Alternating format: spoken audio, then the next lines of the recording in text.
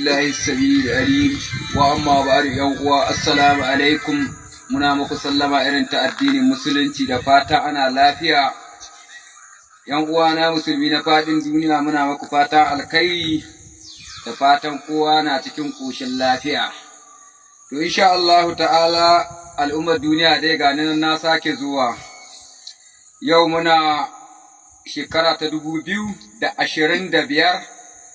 watan 8 yana da kwana 11. Insha Allah ta'ala al'ummar duniya muna wa kowa da kowa fatan alkhairi kuma muna wa kowa da kowa godiya. A saboda haka muna tabbatar ma al'ummar duniya na farko dai muna cikin ƙoshin lafiya.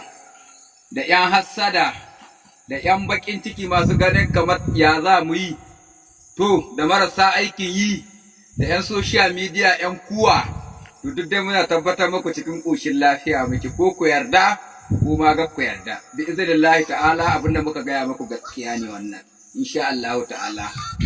Al'ummar duniya na ji kuna ta cece ku ce da malamai da 'yan social media kowa ta kaure, wannan a ce a yi sulhu da turji, wannan ya ce me. To al'umma duniya duk wani wanda ke ganin wannan sulhun gare mu ba wani alkhairi ba ne, mu muna neman shi ya fito ya zama kumandan yaƙi a wannan jiha ta mu ta Zamfara da Kaduna da Sokoto da Niger. Ba wai kai tsaye cikin makewayi ba, ka fahimta ko ka ce an kashewa yan ta'adda sun taso daga Zamfara sun harkeɓe bukuyin sun yi ba shi ba, a naɗa ka kumandan yaƙin.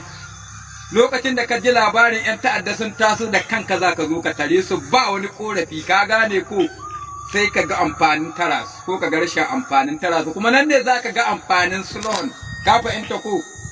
Don hakan ga al'ummar duniya ba na zo bane domin in yi maku walakanci ko kuma in wa kowa wani abun nan, a'a ina magana ne akan marasa aikin yi waɗanda ke tara mutane suna ta ƙarerayi.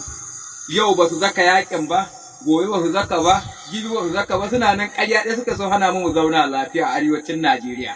Sai dai an kashe ɗan ta'adda kaza na a nuno fasta wanga, to wanda ka ba ku hotunan mu kamata ya ɗauke mu ya kai mu.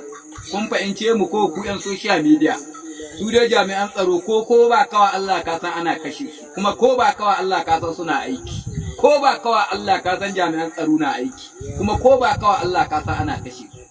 Su ba su son ransu ne, wai sai ka ji mutum ya kafe kyamara, gwamnan Zamfara ya tashi ya ta yaƙi, gwamnan Sokoto ya tashi ya ta yaƙi, to kai ba ka ta haya. Kai da an ka kira ka daga can kana zanne kana cewa duk turjiye magana minti 3 minti 5 sai ta zo a wurinka, to ba ka tahowa ka kamo ni sai ka zo ka aje ni. Ina magana da wancan jahilin ne na Sokoto, Murtala Asada, dan karuwa da bai sa aiki ne ba, ya zo yana tawa mutane kwara idanu. Wallahi mu kwara idanu baya yi muna barazana, ka fahimta ko.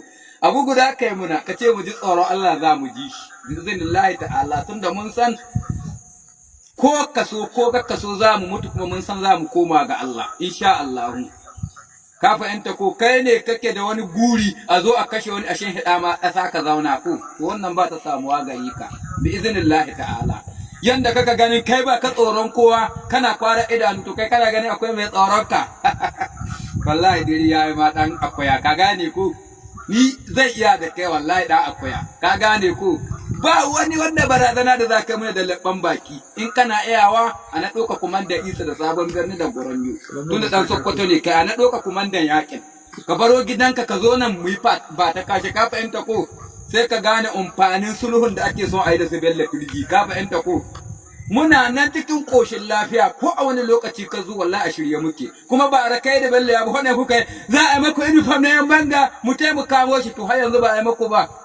Kaga ka kai dattijon banza makaryaci marasa kwanya. A haka wanda ya bai ka zai ce da shi kenan abin da kaka faɗa gaskiya ne. Haba amma kai jahili na rinji da Allah.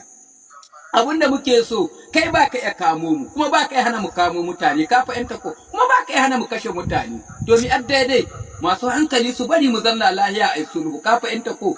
Da mu da kaka zargi da wani wanda ba ka zargi duka sai a haɗa kai a zauna lafiya da kikiwawa. Amma zo kana kwara idanu kuma ko gidanka ba ka iya baruwa. Wallahi masallacin da kake kuma in kana gardama, ai ka san daga Isa zuwa Sokoto titi ne, ka ɗora yawo a sama, duk da baka da ganin kamar ba mu iya kama ka kana nan cikin daki guda ko tsakiyar birnin Sokoto kana nan fara idanu